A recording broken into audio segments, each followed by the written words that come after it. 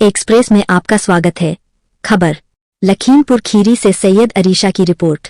नेपाल में आगामी house of representative 2026 के चुनाव को सुरक्षित, शांतिपूर्ण और निष्पक्ष संपन्न कराने के उद्देश्य से गुरुवार को भारत नेपाल समन्वय समिति की बैठक नेपाल में सौहार्दपूर्ण वातावरण में हुई। बैठक में दोनों देशों ने चुनाव के दौरान सूचना आदान प्रदान और सहयोग को सुनिश्चित करने पर सहमति जताई।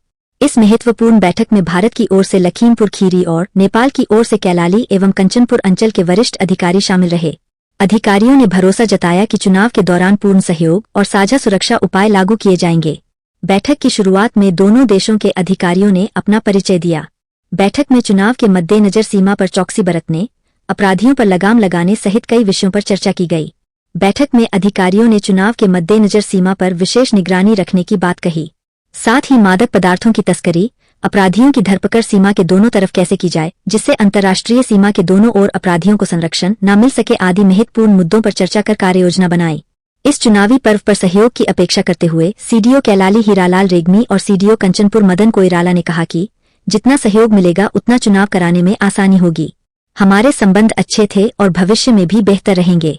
भारत और नेपाल के संबंध ऐतिहासिक, सांस्कृतिक और पारिवारिक बंधनों से जुड़े हैं।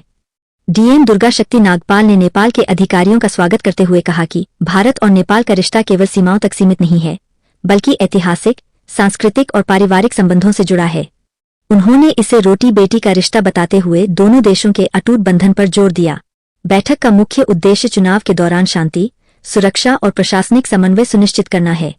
उन्होंने भरोसा जताया कि जिला प्रशासन, पुलिस और एसएसबी नेपाल के अधिकारियों को हर संभव सहयोग प्रदान करेंगे। डीएम ने कहा कि इस संवाद से सीमा सुरक्षा और अपराध नियंत्रण और मजबूत होंगे और सीमावर्ती जनता को सुरक्षित और सहयोगपूर्ण प्रशासनिक व्यवस्था मिलेगी। एडीएम नरेंद्र बहादुर सिंह ने बताया कि संदिग्ध गतिविधियों पर सतर्क दृष्टि, सूचना का रियल टाइम आदान प्रदान और आपात सेवाओं की निर्बाध आवाजाही प्राथमिकताएं रहेंगी। एएसपी पवन गौतम ने कहा कि भारत की ओर से पेट्रोलिंग सतत जारी है। हम नेपाल की ओर से मिलने वाली सूचनाओं पर क्विक रिस्पॉन्ड करेंगे। ऐसी ही और खबरों को देखने के लिए चैनल को लाइक, सब्सक्राइब, शेयर जरूर करें। नमस्कार।